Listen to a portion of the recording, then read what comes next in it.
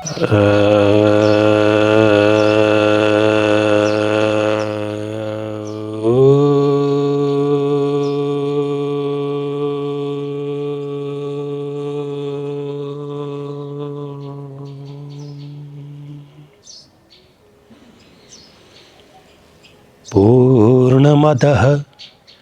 पूर्णमिदं पूर्णात् पूर्णमुदच्यते पूर्णस्य पूर्णमादाय पूर्णमेवावशिष्यते। ॐ शान्तिः शान्तिः शान्तिः।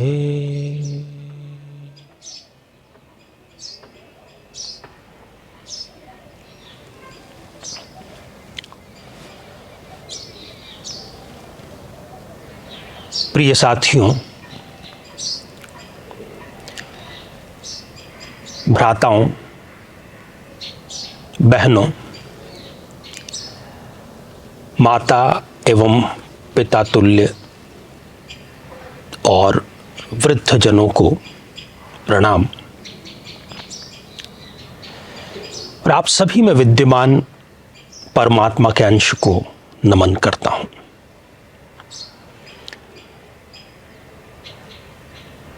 साथियों, जब भी जिज्ञासा हमारे मन में उत्पन्न होती है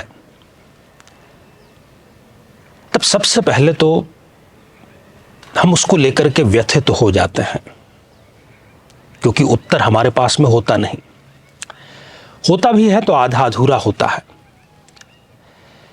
इसके उपरांत जो हमारी निगाह में, हमारी नजर में, हमारे आसपास विद्वत जन हैं, उनकी हम शरण लेते हैं और उससे भी आगे बढ़कर के कई बार हम गूगल बाबा का आश्रय लेते हैं।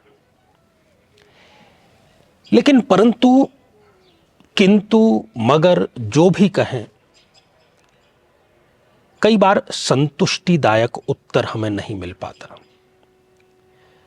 तो इसी प्रकार के अध्यात्म से जुड़े हुए, धर्म से जुड़े हुए, ज्योतिष से जुड़े हुए, जीवन से जुड़े हुए, अध्यात्म विज्ञान से जुड़े हुए, आत्मा से जुड़े हुए, परमात्मा से जुड़े हुए, हमारे अस्तित्व से जुड़े हुए, ऐसे सभी प्रश्नों का हम इन सत्रों में समाधान करते हैं और गहराई तक जाकर उसको समझने, उसके व्यावहारिक रूप का एनालिसिस करने का प्रयत्न करते हैं। आज भी जो प्रश्नों की श्रृंखला है वो बहुत बड़ी है। आइए देखते हैं कि इस सूची में आज का पहला प्रश्न किन महाशय, किन महोदय का शामिल होने जा रहा है। साथियों, आज का जो पहली जिज्ञासा या पहला प्रश्न है, ये अमित गुप्ता जी लखनऊ से पूछते हैं। आचार्य जी, हम सोचते तो बहुत हैं, प्लानिंग भी बहुत करते हैं, प्लानिंग आला दर्जे की करते हैं, लेकिन या तो हम उस बात को लागू नहीं कर पाते, या लागू कर भी देते हैं तो उसको लगातार अर्थात कंटिन्यू नहीं कर पाते। इसका आखिर क्या कारण है? क्या इसका ग्रहों की दशाओं से कोई संबंध है या फिर कोई और? सादर प्रणाम।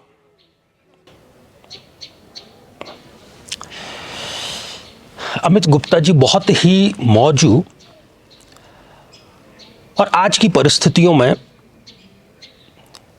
या सदैव की परिस्थितियों में भी कहें तो बिल्कुल सही प्रश्न आपने पूछा है। हर एक व्यक्ति जीवन में छोटी या बड़ी योजना बना लेता है और उसकी नज़र में और उसके आसपास की नज़र वाले लोगों में वो बहुत ही उत्तम और आला दर्जे की योजना होती है, लेकिन वो योजना किसी कार्य की नहीं यदि हम उसको इम्प्लीमेंट नहीं कर पाते, उसका क्रियान्वयन नहीं कर पाते। इसका उत्तर जानने का प्रयास करते हैं। देखिए, जो सामर्थ्य है, जो शक्ति है, जो पावर है, उसके सीधे सीधे दो रूप होते हैं। एक रूप मन की शक्ति और दूसरा रूप होता है शारीरिक शक्ति। जहां तक प्लानिंग की बात है, जहां तक योजना बनाने की बात है, वो मन की शक्ति तक सीमित रहती है। हमारी चेतना में कोई भाव आता है, उस भाव पर हम विचार करते हैं,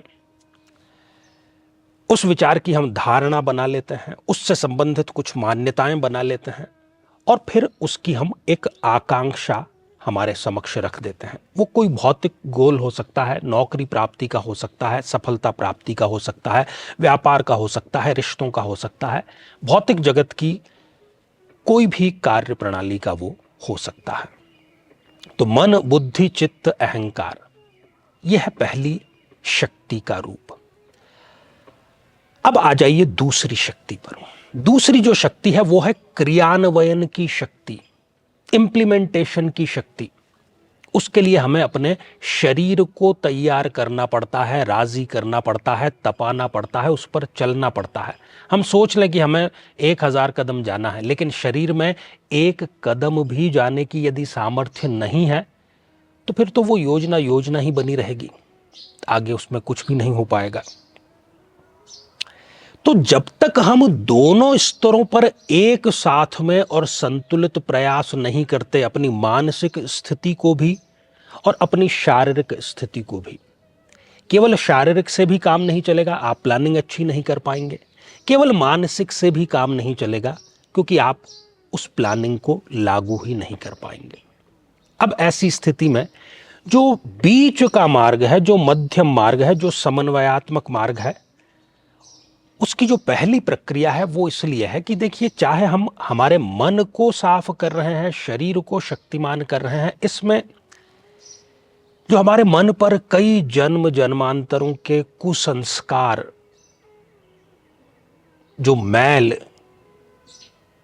और पता नहीं कितना दर्जनों मैल हम लाद कर लेकर के आ रहे हैं, उसका जब तक हम प्रक्षालन नहीं करते तब तक कुछ भी संभव नहीं है।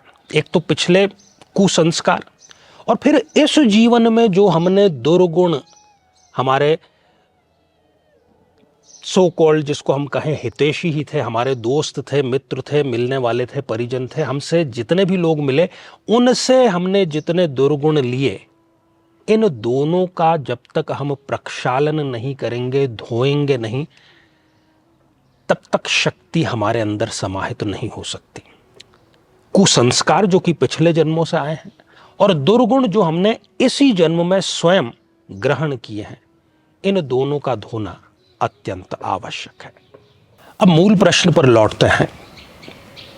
ये तो पता चल गया कि ये किया जा सकता है, लेकिन ये कैसे किया जाए, ये लाख रुपए का प्रश्न है। साथियों, हम ब्रह्मांड के अंश हैं। यथा पिंडे तथा ब्रह्मांडे, यथा ब्रह्मांडे तथा पिंडे। आप सभी लोग, हम इस अखिल ब्रह्मांड का एक सूक्ष्माति सूक्ष्म रूप है। आप जब भी परमाणु के नाभिक की स्थिति देखते हैं तो नाभिक में इलेक्ट्रॉन, प्रोटॉन और न्यूट्रॉन चक्कर लगा रहे हैं, और उसको वृहदतम स्तर पर जब हम ब्रह्मांड में देखते हैं तो हमारा सौर मंडल छोटा सा, और जो ग्रह हैं वो उसके चक्कर लगा रहे हैं। एक रूपता है इसमें अंदर, जो इनका बीज है, जो अंडा है, वो समान है। दोनों में ही ये शब्द, अंडा शब्द आया है। ब्रह्मांड और परमाणु, दोनों में अणु स्तर पर यह है। पृथ्वी की यदि हम बात करते हैं तो पृथ्वी का जो ध्रुव है वो पृथ्वी का शक्ति केंद्र है, वहीं से शक्ति संचालित हो रही है। और जब हम मानव शरीर की, अपने शरीर की बात करते हैं तो हमारे शरीर में जो मूलाधार चक्र है, जो मलमूत्र विसर्जन के मध्य स्थित है, जो मूलाधार चक्र, वो हमारी शारीरिक शक्ति का मूल स्रोत है, मूल केंद्र है। वहां पर शक्ति सुषुप्त रूप में पड़ी हुई है, इसलिए आप क्रियान्वयन नहीं कर पाते। आपने दिमाग से बहुत अच्छी योजना तो बना ली, लेकिन आपकी जो शारीरिक शक्ति है, जो आपकी भावनात्मक शक्ति है, जो क्रियान्वयन की शक्ति है, वो तो सोई हुई सुषुप्त अवस्था में पड़ी हुई है। उसको जब तक आप जागृत नहीं करेंगे तब आप किसी भी योजना को क्रियान्वित कर पाने की स्थिति में हो ही नहीं सकते। कुंडली में हमें कौन सी दशा चल रही है, कौन सी महादशा चल रही है, कौन सी प्रत्यंतर दशा चल रही है, योग कारक चल रही है, मारक चल रही है, निसंदेह इसका अपने स्थान पर महत्व है। लेकिन केवल सूर्य साधना के माध्यम से, क्योंकि सूर्य क्या है, वो ग्रहों का राजा है, और यदि राजा आपसे इंप्रेस्ड है तो फिर आपको मंत्रियों, अधिकारियों, चापलूसों की कोई परवाह नहीं रहती। यदि राजा का आपके ऊपर वरद हस्त है तब आप मस्त रहिए। तो एक साधे सब सधे, यदि आपने सूर्य को साध लिया फिर वो आपकी कुंडली में चाहे जैसे ही विद्यमान हो, क्योंकि आप निरंतर उसके अंश से ही संचालित है। ये पूरा चराचर जगत, ये जड़ चेतन जगत, अखिल विश्व सूर्य की ऊर्जा से। और सूर्य हमें क्या शिक्षा देता है? सूर्य हमें नियमितता की शिक्षा देता है। उसको कोई फर्क नहीं पड़ता, वो अपने समय से आता और अपने समय से जाता है। चाहे जो कुछ घटित हो जाए, जैसी परिस्थितियां हो, जीवन चल रहा है, नहीं चल रहा है, परिस्थितियां अनुकूल है, प्रतिकूल है, नियमितता सूर्य का मौलिक गुण है।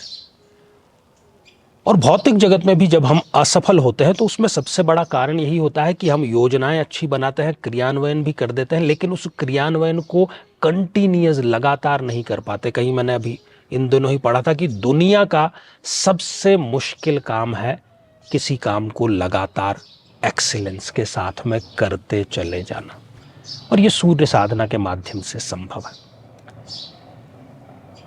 हम यहाँ पर हमारे आश्रम में नियमित रूप से सूर्य साधना दीक्षा प्रदान करते हैं, विशेष तौर पर रविवार को, और विशेष कुछ अपवादजनक परिस्थितियों में उसके इतर भी मुहूर्त देख करके ये किया जा सकता है। नवग्रहों का ये निचोड़ है, नवग्रहों की साधनाओं का निचोड़ है, नवग्रह शांति का ये निचोड़ है। तो साथियों, बढ़ते हैं आज के हमारे अगले प्रश्न की तरफ।